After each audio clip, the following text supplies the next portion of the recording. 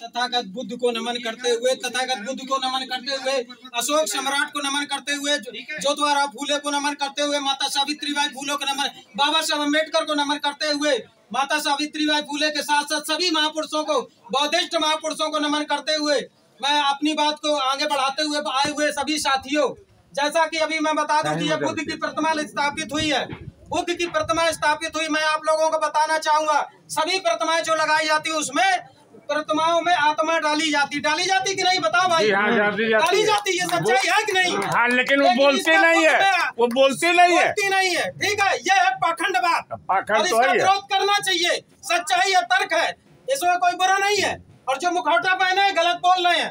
ठीक, इसमें बुद्ध की प्रतिमा लगी, इसमें कोई पाखंडवाद अभी नहीं हुआ और न इसमें प्राण प्रतिष्ठा की गई कि नहीं। और कोई पत्थर में प्राण नहीं घुसेड़ा जा सकता। गाय दूध भी नहीं देती। और दूसरी बात सुनिएगा कि इसमें अभी तथागत बुद्ध की जो हम लोगों ने पंचशील बोले, त्रिशरण बोले और आप लोगों को बताया गया, तो देखिए सब भगवान, जितने भगवान हुए, तुलना करता हूँ भगवानों की, जो कथाकथित भगवान कहे गए हैं, जिनकी कोई इतिहास नहीं, जिनका कोई प्रमाण नहीं। बुद्ध का एक इतिहास है और प्रमाण है, कोई बिना प्रमाण का नहीं है। ठीक है, और इसमें कहा गया, इसमें पंचशील में बताया, जैसे कहा बुद्धं शरणं गच्छामि, कहा गया यानी कि बुद्धि के शरण जाओ, विज्ञान की शरण जाओ, अंधविश्वास से विज्ञान की तरफ जाओ। बुद्ध ने कहा शरण में बुद्धं शरणं गच्छामि, बुद्धं शरणं गच्छामि, यानी कि अंधविश्वास से विज्ञान की ओर जाओ, ये कहा। फिर कहा धम्मं शरणं गच्छामि, कौन जाए? मनुष्य जाए। मतलब बुद्ध ने ये नहीं कहा कि मेरी पूजा करो, अर्चना करो, जैसे अन्य जगह भगवानों में होता है, भगवानों में आरती गाई जाती, चाहे वो भगवान चाहे, लेकिन बुद्ध की विचारधारा में क्या होता है कि तुम्हारे लिए जीवन जीने की कला बताई जाती है। जैसे कि बुद्धं शरणं यानी कि अंधविश्वास से विज्ञान की ओर जाओ, धम्मं शरणं या जो प्रकृति की व्यवस्था है उसकी शरण में रहो। अगर प्रकृति से बाहर आप जाओगे, कोई भी प्रकृति से बाहर जाए, जैसे गर्मी चल रही है और गर्मी इस समय है, आप गर्म कपड़ा पहन लेंगे तो बीमार हो जाएंगे, कोट पैंट पहनेंगे, तो ये प्रकृति की व्यवस्था है। धम्मं शरणं गच्छामि, संघं शरणं, और इन विज्ञानवादी और प्रकृतिवादी व्यवस्था की एक संघ बनाओ और इस भारत को पुनः सोने की चिड़िया और बुद्ध गुरु बनाओ, ये उद्देश्य है बुद्ध का। और फिर बुद्ध ने कहा पंचशील में पाणातिपाता बेरमणि सिक्खापदं समादयामि, यानी प्राणी हिंसा नहीं करना, बिना कारण प्राणी हिंसा नहीं करना, कौन ना करे? मनुष्य ना करे, यानी ये वंदना में बोला जाता है, समझिएगा।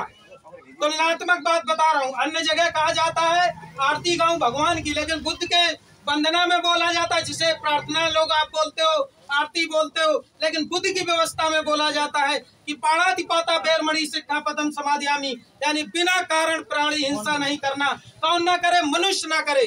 अब जब मनुष्य करेगा नहीं तो दुख का भागीदारी नहीं होगा, ये बुद्ध ने कहा। फिर कहा अतिन्निदाना बेरमणि सिक्खापदं, बिना कारण चोरी नहीं करना, चोरी अगर मनुष्य करेगा तो दुख का भागीदारी होगा।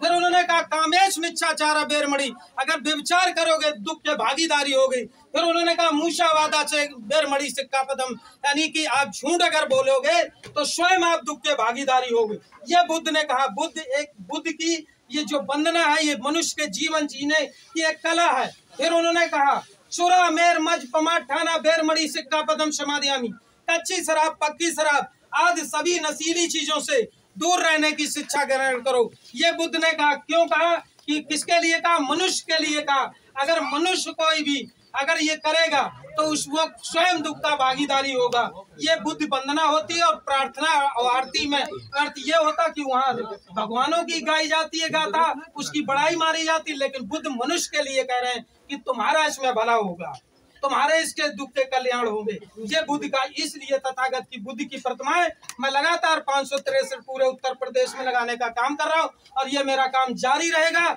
जब तक ये मेरा जीवन रहेगा तब तक मैं 563 लगवा के जाऊंगा।